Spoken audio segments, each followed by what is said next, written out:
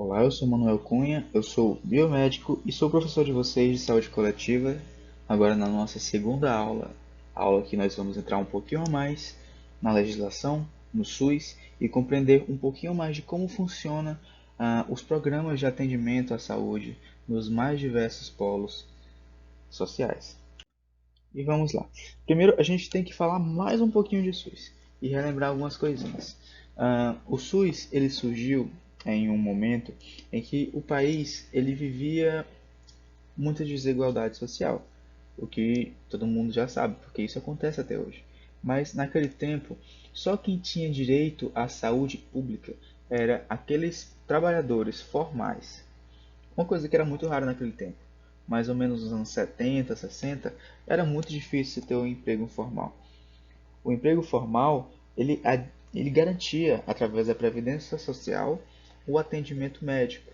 Mas, de qualquer forma, não era bom, porque isso vinha de interesse das empresas que eram as empregadoras. Essas empresas tinham o interesse de manter seus trabalhadores trabalhando a todo vapor, sem que eles se queixassem de doenças ou que necessitassem de ah, folga ou coisas parecidas. Então, isso surgiu do interesse dessas empresas de manter os trabalhadores direto no serviço. E não funcionava. Por quê? Imagine quantos trabalhadores informais existem agora. E quantos existiam naquela época? Lavradores, vendedores e tantas outras profissões que, já que naquele tempo era tão burocrático conseguir uma coisa, hoje também é, mas naquele tempo era muito mais burocrático conseguir um registro na Previdência Social. Então, isso tudo influenciou no surgimento do SUS em 1988, com a Constituição de 88, que garantiu que a saúde pública fosse um direito de todo cidadão brasileiro. Todos temos direito à saúde e o SUS foi o órgão responsável por mantê-la. É o órgão responsável por mantê-la até hoje. Mas para que isso aconteça, ele precisa de alguns princípios. Esses princípios dão norte aos gestores, sejam eles locais, estaduais ou regionais ou federais, não importa. Esses gestores, eles seguem esses princípios para terem uma base de como trabalhar, de como agir em tantas situações que acontecem no dia a dia. O primeiro princípio que temos aqui é a universalidade. A universalidade diz respeito a o SUS atender a todos. Todas as pessoas terem o direito do SUS de serem atendidos por ele. Então, todo mundo que precisa do SUS vai ter acesso ao SUS. Então, isso é universalidade. Atender a todos. Todos de uma maneira só, de uma vez só. Depois disso, temos a integralidade. A integralidade diz respeito ao sistema se manter íntegro, a ele se manter único e sistêmico. Ele não pode ser fluido demais, porque se ele fosse fluido demais, o SUS seria de um jeito aqui no Piauí, seria de outro jeito ali no Maranhão, seria de outro jeito ali no Ceará, e isso não é legal, isso não traria benefícios como a universalidade. Então, pessoas que estão no Piauí iriam ser atendidas no Maranhão com outros procedimentos. Então, é uma coisa que não faria sentido. Então, por isso existe a integralidade, que é justamente o sistema ser íntegro, ser completo, ser inteiro por si só. Depois disso, temos a equidade. É interessante o conceito de equidade e devemos relacionar sempre equidade com igualdade. Equidade nada mais é do que tratar uma pessoa com a necessidade dela. A igualdade não. A igualdade ela dá a você o que dá a fulano. Então, se uma pessoa é paraplégica e uma pessoa é normal, a igualdade diria que as duas ganhariam uma bicicleta normal. Agora, se uma pessoa é paraplégica e a outra é normal, no sentido de ter o movimento de todos os membros, a, segundo a equidade, seria dada a uma pessoa paraplégica uma bicicleta adaptada e a pessoa normal seria dada uma bicicleta normal. Então, a equidade é dar àqueles que merecem o que eles merecem. É ser justo, de fato. É dar a justiça. É isso que acontece nas UBSs. Quando uma pessoa vai numa unidade básica de saúde, ela recebe uma pulseirinha de acordo com a gravidade de seu ferimento, de sua doença e por aí vai. Então, essa cor vai determinar a urgência desse atendimento. Então, se ele vai acontecer mais rápido, se ele vai acontecer um pouco depois, isso vai ser determinado pelo quadro desse paciente. Porque o que aconteceria se houvesse igualdade dentro de uma UBS? Chegaria, por exemplo, uma pessoa que sofreu um acidente, está lá com a fratura exposta, acabou de entrar na UBS, só que depois chegou o Joãozinho que estava só com resfriado e entrou primeiro. Então, a igualdade não funciona no sentido da saúde. A equidade, sim.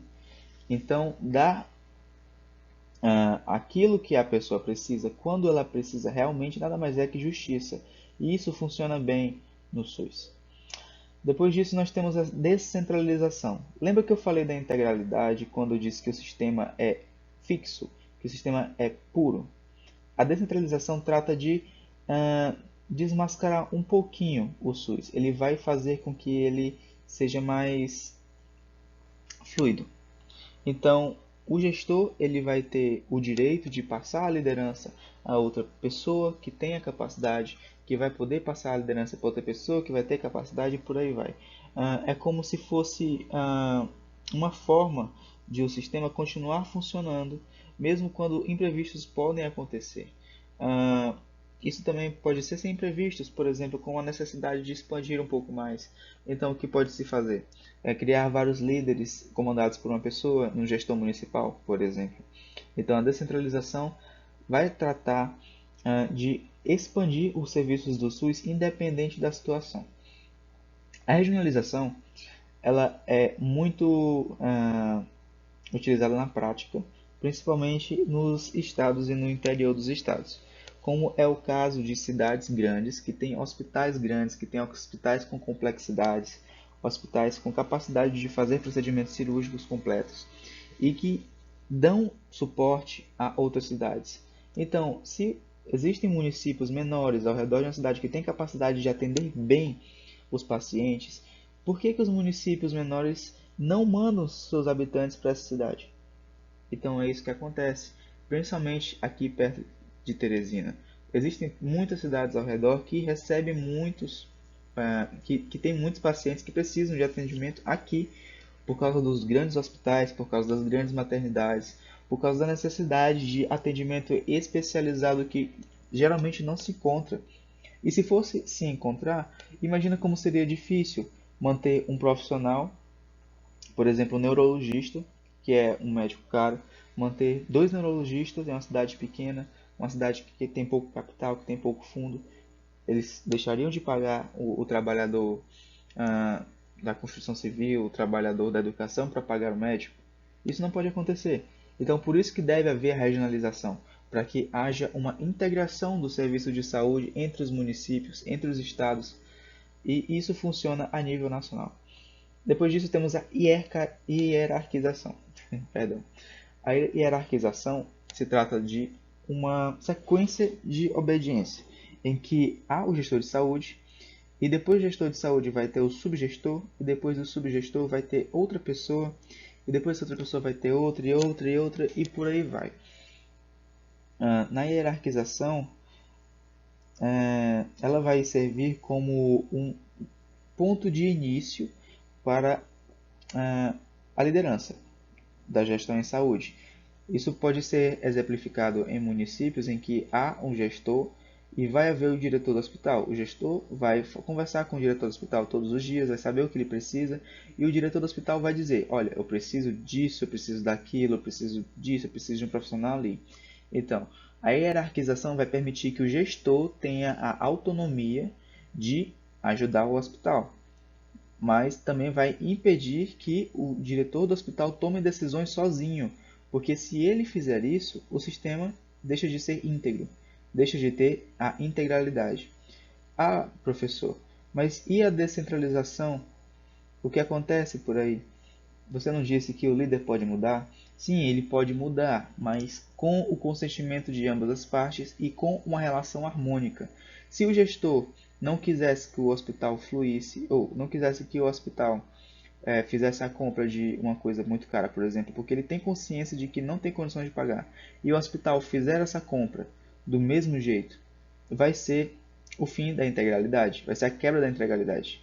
E ao mesmo tempo não vai ocorrer a descentralização, porque a descentralização deve ser harmônica entre ambas as partes. O hospital tem que trabalhar junto com o gestor. E por aí vai. E além disso temos a participação social. A participação social é interessante porque ela é a parte mais recente dos princípios do SUS. Ela vai ser justamente a confecção e a participação de congressos, em feiras, em amostras realizadas pelo sistema para tanto divulgar quanto espalhar o conhecimento acerca da saúde pública. Então, a participação social vai ser a obrigação do SUS de fazer aqueles eventos que a gente pode ver: saúde do trabalhador, mobilização em vacina, dia D de vacinação, etc. Então, o SUS ele não pode ser estático, ele tem que participar, ele tem que trabalhar, ele tem que viver uma rotina, um dia a dia. Tem que planejar eventos, tem que fazer eventos, tem que dar certificações, tem que publicar trabalhos científicos, tem que apoiar cientistas e, com isso, ele só tende a crescer. Ainda falando de SUS e falando agora especificamente de saúde da família, nós temos subsetores na saúde da família, que vai ser o Programa da Saúde da Família em si, chamado também de PSF, uma sigla muito comum quando se trabalha com SUS, que vai servir como um ponto de início para os profissionais de saúde atenderem através da atenção básica. Então, como é que vai funcionar? Existe um agente comunitário de saúde. Esse agente comunitário de saúde vai ser um morador comum de uma zona, de um bairro, que vai ser responsável por diversas famílias e diversos moradores daquele local. Então, esse agente de saúde vai visitar essas famílias, vai visitar essas casas e vai fazer levantamentos, vai perguntar: ah, quando foi que teve uma última gravidez aqui? Se tiver uma gestante, o agente de saúde vai levar a gestante até o atendimento para o pré-natal. Se houver alguma doença, indício de depressão, qualquer outra coisa similar, ele vai levar também ao sistema de saúde da família. Então, funciona como uma amizade. O agente de saúde tem que ser amigo das famílias, ele tem que ser amigo dos moradores que ele é responsável por tratar. Ele tem que tratar de todos eles e, ao mesmo tempo, ele tem que direcionar ao profissional que aquela pessoa está necessitando. Se a pessoa precisa de um dentista, o agente comunitário de saúde ele vai ser a peça de início para que a pessoa consiga falar com o dentista. Mesmo que a pessoa não consiga e ter a autonomia de ir à Secretaria de Saúde, por exemplo, ou então de ir ao consultório odontológico falar que precisa de uma consulta pelo SUS, mas o agente de saúde ele vai facilitar o caminho do paciente para o atendimento da saúde.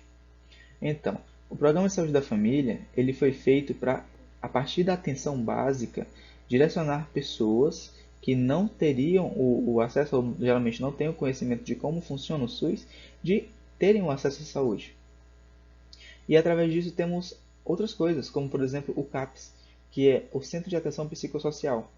Ele vai trabalhar como um apoio psicológico para pessoas que estão passando por sofrimento, principalmente.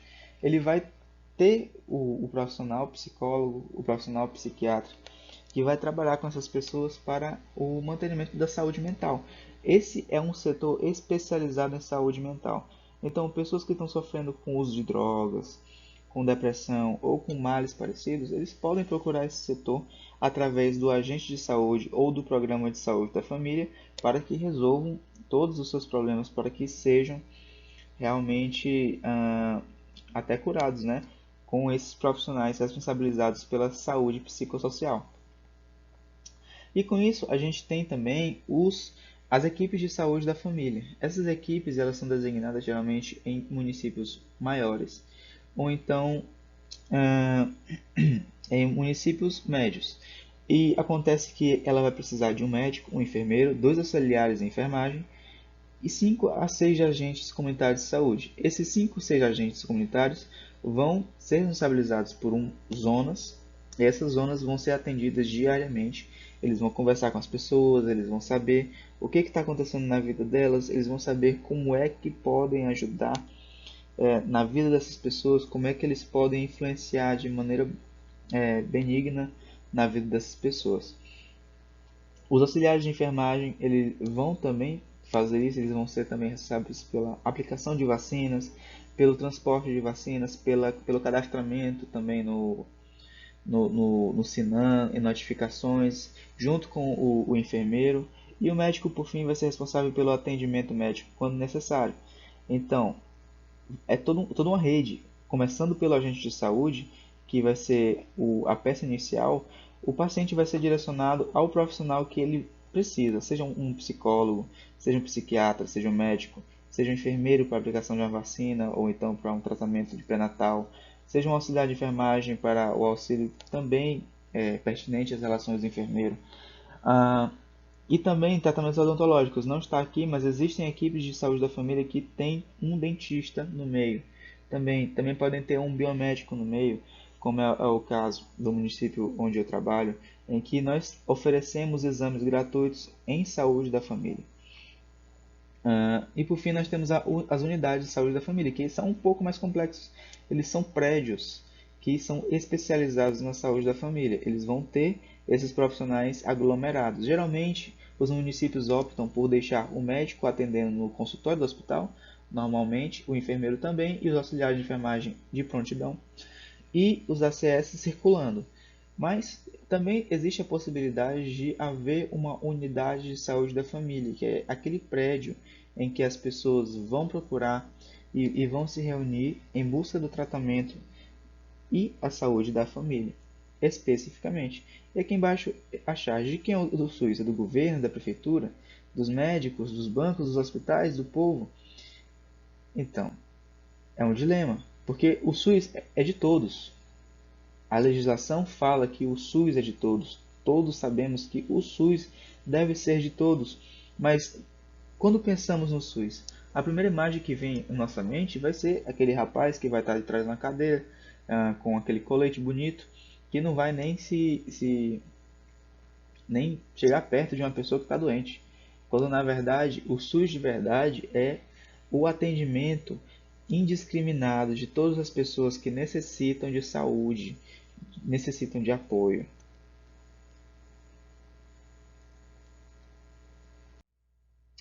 Bem, aí partindo para a parte de imunização.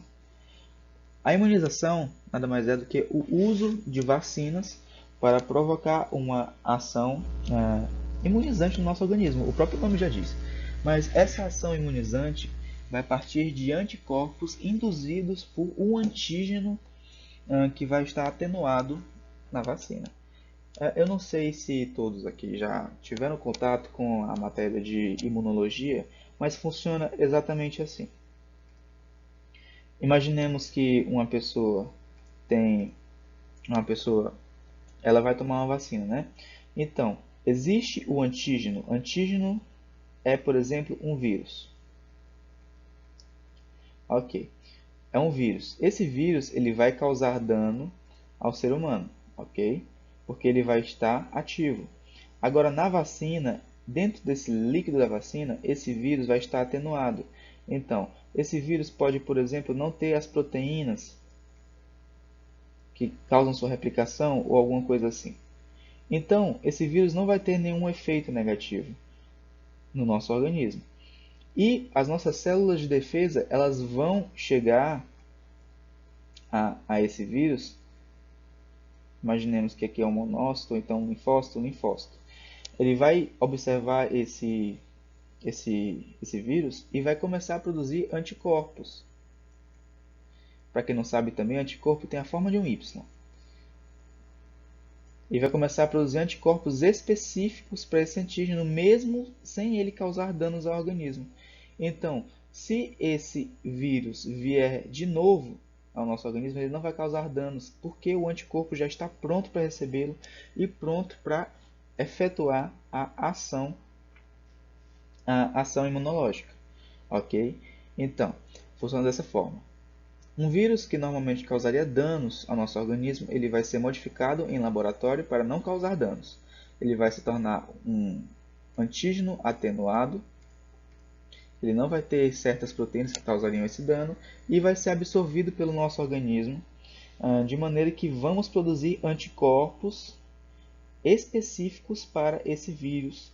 Então, se o nosso corpo eventualmente encontrar esse vírus novamente, nossos anticorpos vão estar preparados para acabar com ele. Então, a nossa ação imunológica vai ser muito mais rápida e muitas vezes sequer vamos sentir sintomas. Aí, o que acontece? A imunização é um processo muito importante e tem um histórico já de vacinas, de desenvolvimento, mas a gente não vai adentrar muito, porque o que importa aqui é como manusear a vacina, como tratar a vacina, como fazer o transporte e como deve ser feito isso, né? Então vamos lá, o estoque das vacinas ele deve ser feito a frio. Geralmente os estados eles têm uma câmara fria, geralmente muito grande, com vários metros quadrados, do tamanho mais ou menos de uma casa mesmo, bem grande, para estocar suas vacinas em uma quantidade grande. E lá também eles podem estocar alguns medicamentos. Aqui no Piauí, isso acontece no Sereste, que é o Centro de Atenção à Saúde do Trabalhador. No Sereste, além de funcionar como esse Centro de Atenção à Saúde do Trabalhador, também funciona o estoque de vacinas. Então, toda vacina que chega ao estado é primeiramente armazenado ou lá, ou na 4ª Regional, que é outro lugar de estoque de vacinas que também tem a sala fria. E por aí, daí elas vão ser distribuídas entre os municípios do estado. A 4ª Regional é o lugar que está recebendo as vacinas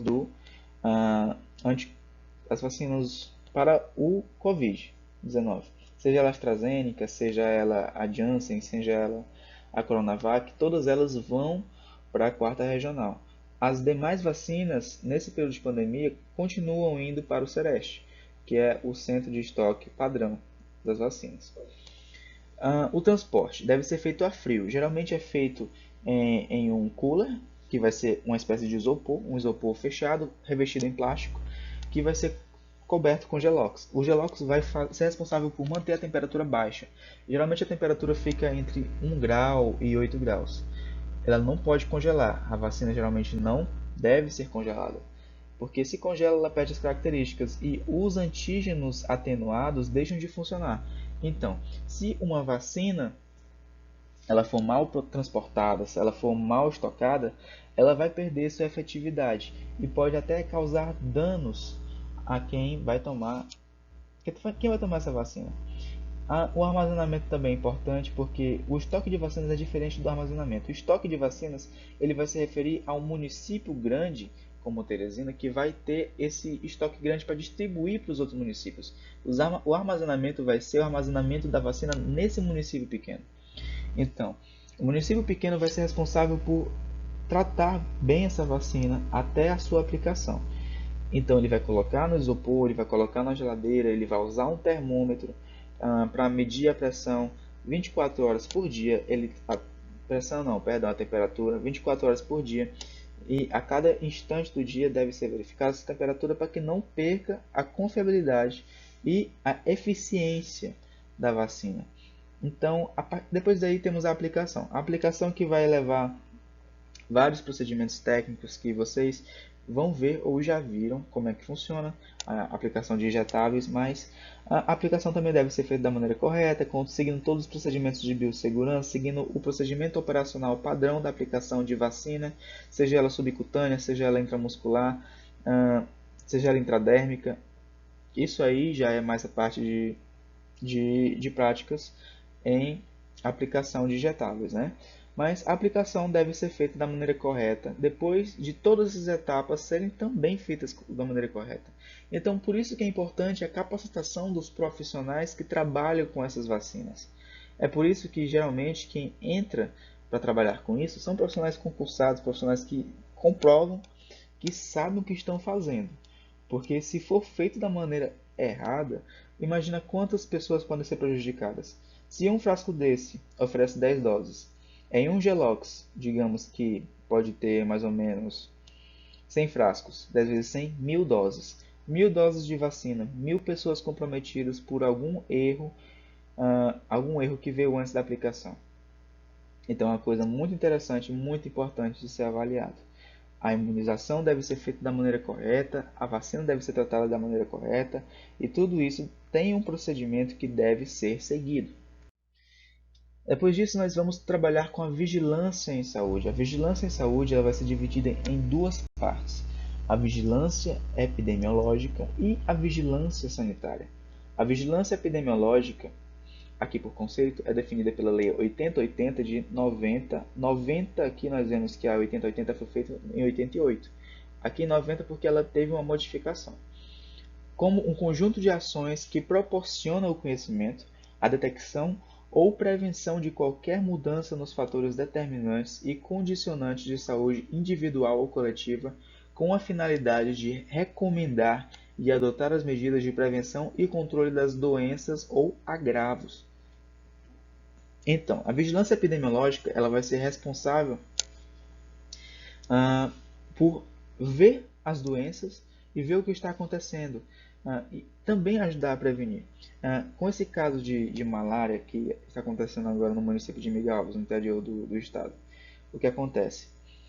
A equipe de vigilância em epidemiologia já foi alertada, ela já está em ação, ela já foi a campo também para procurar mosquito, para conversar com pessoas que tiveram interação com pessoas infectadas. Ela já está fazendo seu trabalho, porque a vigilância epidemiológica ela tem como função ver o que está acontecendo de doença e fazer com que não aconteça de novo. Então, ela vai trabalhar com notificação e adesão. O que é isso? A pessoa vai chegar doente no hospital, vai chegar doente na unidade básica de saúde, vai ser atendida e a sua doença, dependendo do seu nível de gravidade, ela deve ser notificada ao SINAM, que vai ser um sistema eletrônico à parte, em que o SUS vai ter um controle epidemiológico de todo o país. E esse sistema é interessantemente aberto, então qualquer pesquisador, se você tiver interesse de fazer um artigo científico, você pode entrar no Sinam, procurar um dado específico e fazer uma pesquisa dizendo: quantos casos de leishmaniose ocorreram no bairro tal, na cidade tal? Você pode pesquisar lá que pode ter dados referentes a isso. É um sistema bem preciso, é um sistema único e é um sistema funcional. Já a vigilância sanitária se trata do conjunto de ações capaz de eliminar, diminuir ou prevenir riscos à saúde e de intervir nos problemas sanitários decorrentes do meio ambiente, da produção e circulação de bens e da prestação de serviços de interesse da saúde, abrangendo o controle de bens de consumo que, direta ou indiretamente, se relacionem com a saúde, compreendidas todas as etapas e processos da produção ao consumo, e o controle da prestação de serviços que se relacionam direta e indiretamente com a saúde. O que quer dizer? A vigilância sanitária é uma coisa mais irrestrita. Ela não vai trabalhar como a vigilância epidemiológica. A vigilância epidemiológica é uma coisa mais depois de acontecer. A vigilância sanitária é uma coisa antes de acontecer. Ela vai trabalhar não apenas nos órgãos de saúde. Ela vai trabalhar sim, fazendo vistorias em laboratórios, fazendo vistorias em hospitais, em unidades básicas de saúde, mas também ela vai trabalhar em outras empresas. Empresas, por exemplo, como indústrias, que podem oferecer danos ambientais, danos sociais, de acordo com o seu tratamento de resíduos, por exemplo, resíduos sólidos. E daí nós temos uma ideia de que a vigilância sanitária é uma coisa mais inespecífica. Ela vai tratar não só diretamente com a saúde pública, com os órgãos de saúde como hospitais, laboratório, UBS, Secretaria de Saúde. Não, ela vai trabalhar até com produtos. Produtos como brinquedos, através do Inmetro. Sim, a vigilância trabalha com isso. E até com a liberação de vacinas. Por que que a Anvisa demorou tanto para liberar algumas vacinas? Por que que há um processo burocrático? É porque há uma dupla, tripla, quádrupla checagem. É porque tudo que entra no país, tudo que entra para ser utilizado no paciente, deve ser testado, deve ser checado. Isso é de boa procedência? Isso vai funcionar? Quais são as consequências? Então, não se deve aprovar uma vacina de jeito nenhum. Se chegou e a pessoa fulano diz, presta. Eu que não vou testar para ver se presta antes de aplicar em mim. Deve ser feito os testes antes, deve ser feito um processo, mesmo que seja um pouco burocrático, mesmo que demore um pouquinho. Mas a vigilância sanitária tem o seu papel e deve executar isso da melhor maneira possível. Pois é, gente, isso é o que eu queria conversar com vocês hoje e eu quero agradecer pela atenção. E essa aqui é a nossa bibliografia utilizada. Novamente, eu ressalto que deve ser estudada também a Lei 8080, a legislação específica para o SUS. É muito interessante e, além de servir como fundamento para a prova dessa disciplina e como fomento para o crescimento mental como profissional, cai muito em concurso. Então é importante estudar isso, né? Então, muito obrigado. Se tiver qualquer dúvida ou sugestão, vocês podem falar comigo diretamente por e-mail ou por telefone via WhatsApp.